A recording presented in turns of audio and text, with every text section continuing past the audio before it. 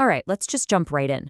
For a long, long time, the whole idea that you could use something as simple as frequency, sound, light, electricity, to actually affect your health, well, it was way out there on the fringes.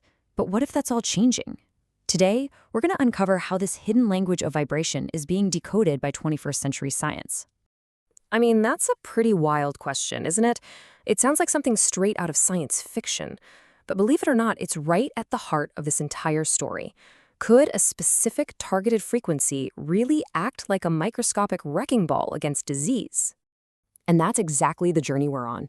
We are going to connect the dots from a really controversial past, one filled with some brilliant but frankly unproven ideas, all the way to the highly regulated, FDA-approved medical devices that are being used in clinics right now.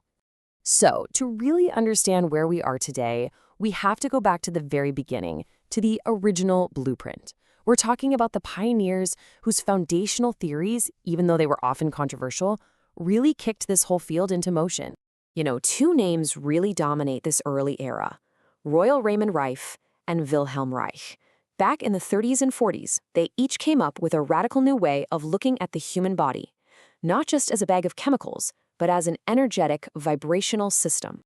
So Rife's big idea was something he called the mortal oscillatory rate. He theorized that literally everything, from a virus to a bacterium, has its own unique vibrational signature. And here's the kicker. He believed if you could just match that frequency and turn up the volume, you could shatter the pathogen without harming any of the healthy tissue around it. It's the exact same principle that lets an opera singer shatter a wine glass with their voice. Right around the same time, you had Wilhelm Reich, who proposed a more, let's say, metaphysical concept. He called it orgone energy, this universal life force. For Reich, being healthy was all about the free pulsation of this energy through your body. So naturally, disease was the result of energetic stagnation, something he called armoring. Okay, so we've got these absolutely fascinating historical theories. But now it's time for a reality check. How do these ideas actually hold up in the world of modern medicine? This is where we start to separate those visionary concepts from scientifically validated technology. And here's where the story takes a tough turn. Rife's idea of a mortal oscillatory rate, it was brilliant in its simplicity. Just brilliant. But the kind of evidence that's needed to bring a medical therapy to market, we're talking rigorous, large-scale, human clinical trials, it just wasn't there. Now, this is what's so fascinating, because this slide just lays it all out so clearly.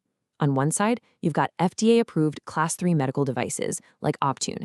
These are backed by massive human trials, and you need a doctor's prescription to get one. On the other side, you have consumer Rife machines, which are sold as experimental devices and are supported mostly by anecdotes. And that distinction, well, it's not just important, it's everything. And this really gets to the heart of the difference in how they work. Rife's theory was all about external shattering, but the reality of today's approved devices is internal disruption. These tumor treating fields don't shatter the cell from the outside at all. Instead, they use electrical fields to physically mess with the internal machinery a cancer cell needs to divide. So when the cell tries to multiply, it basically dies from the inside. And these are not just theories anymore.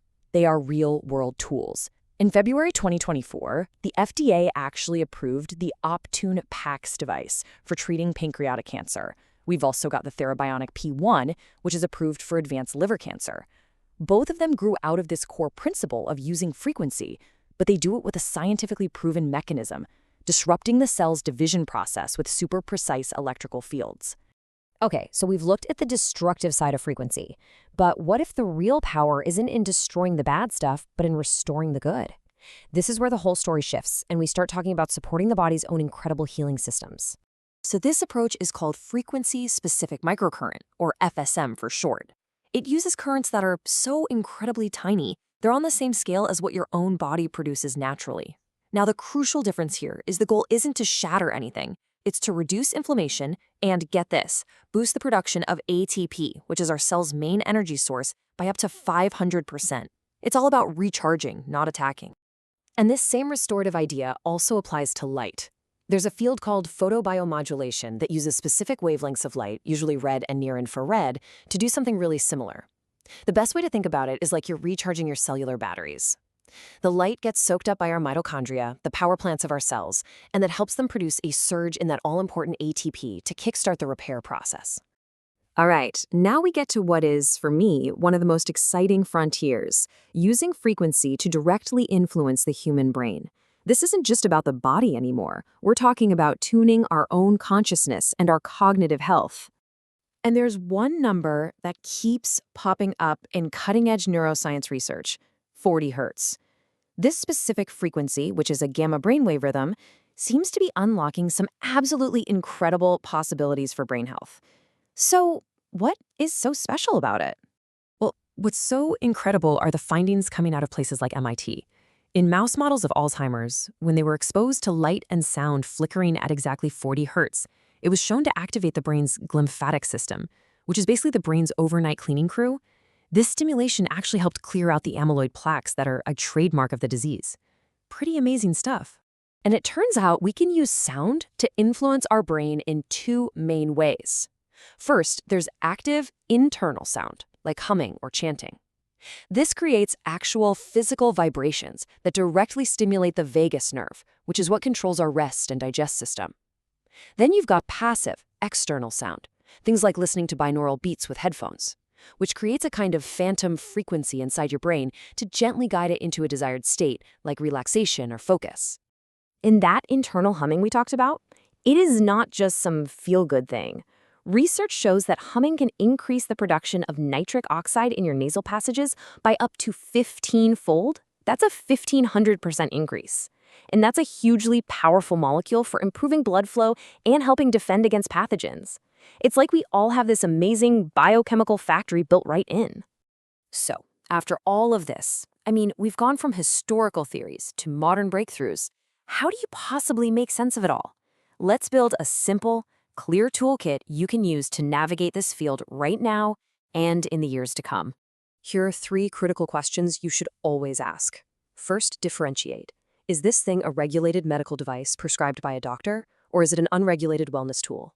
Second, look at the evidence. Does it have solid human clinical trials to back it up, or just testimonials? And third, you have to understand the mechanism. Is it claiming to restore the body's energy, or is it claiming to destroy a pathogen? Knowing the difference here is absolutely everything. And this is really where we land. It's becoming so clear that frequency is a fundamental language of our biology. The cells in our bodies are electrical oscillators, constantly communicating through vibration. So after a century of discovery, from Rife's workshop all the way to MIT's labs, the big question is, are we finally learning how to speak it?